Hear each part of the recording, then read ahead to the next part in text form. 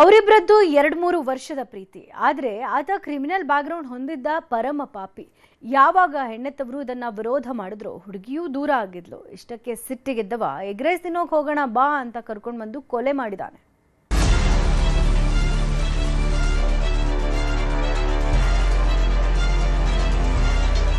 ಈಗಿನ ಕಾಲದ ಕೆಲ ಹೆಣ್ಣು ಮಕ್ಕಳಿಗೆ ಅದೇನಾಗಿದ್ಯೋ ಒಂದು ಗೊತ್ತಾಗ್ತಿಲ್ಲ.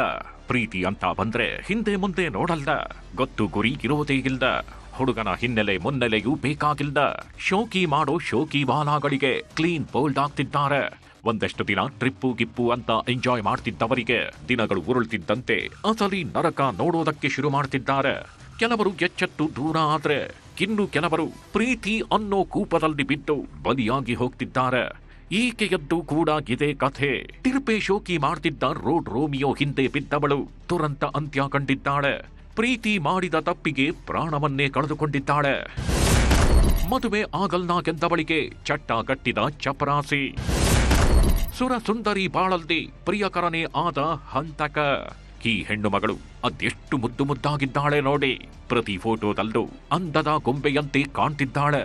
ಆದ್ರೆ ಈಕೆ ಮನಸೋತಿದ್ದು ಮಾತ್ರ ಈ ನರಪೇತಲ ನಾರಾಯಣನಿಗೆ.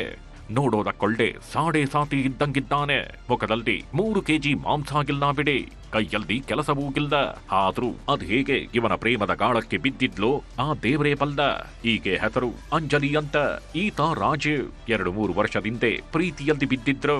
ಇತ್ತೀಚೆಗೆ ಮಗಳ ಪ್ರೀತಿ ವಿಷಯ ಗೊತ್ತಾಗ್ತಿದ್ದಂತೆ ಹೆತ್ತವರು ರೊಚ್ಚಿಗೆದ್ದಿದ್ರು. ಯಾಕಂದ್ರೆ ಈ ರಾಜೀವ್ ಅಂತಿಂತ ಐನಾತಿ ಅಲ್ದ. ಕ್ರಿಮಿನಲ್ ಹಿನ್ನೆಲೆ ಹೊಂದಿದ್ದವ. ಡಕಾಯಿತಿ ಜೊತೆಗೆ ಕೊಲೆ ಯತ್ನ ಪ್ರಕರಣದಲ್ಲಿ ಭಾಗಿಯಾಗಿದ್ದವನು.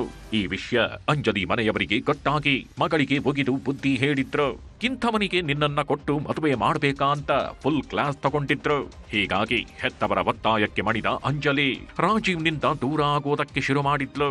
ಇದೇ ನೋಡಿ ಹಂತಕನ ಪಿತ್ತ ನೆತ್ತಿಗೇರಿಸಿದ್ದು.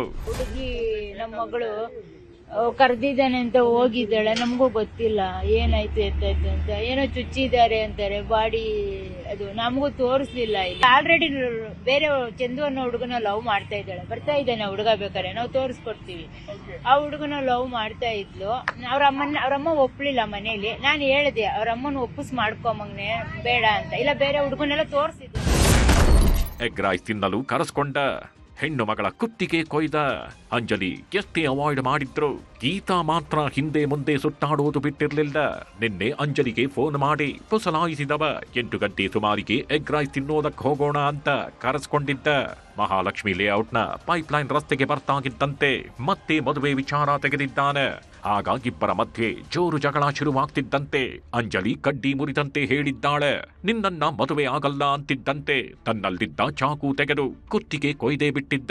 ಹೆಣ್ಣು ಮಗಳು ಒದ್ದಾಡೋದಕ್ಕೆ ಶುರು ಮಾಡ್ತಿದ್ದಂತೆ ಸ್ಥಳೀಯರೇ ಆಸ್ಪತ್ರೆಗೆ ಕರೆದೊಯ್ದಿದ್ರು. ಆದ್ರೆ ಅಷ್ಟೊತ್ತಿಗಾಗಲೇ ಅಂಜಲಿಯ ಪ್ರಾಣ ಪಕ್ಷಿಯೇ ಹಾರಿ ಹೋಗಿತ್ತು. ಅಂಜಲಿಯನ್ನವರು ಸುಮಾರು 23 ವರ್ಷ. ಇವ್ರಿಗೆ ಒಬ್ಬ ರಾಜೀವ್ ಅನ್ನೋ ಒಬ್ಬ ವ್ಯಕ್ತಿಯ ಜೊತೆಗೆ ಒಂದು ಪ್ರೀತಿ ಸಂಬಂಧ ಇತ್ತು.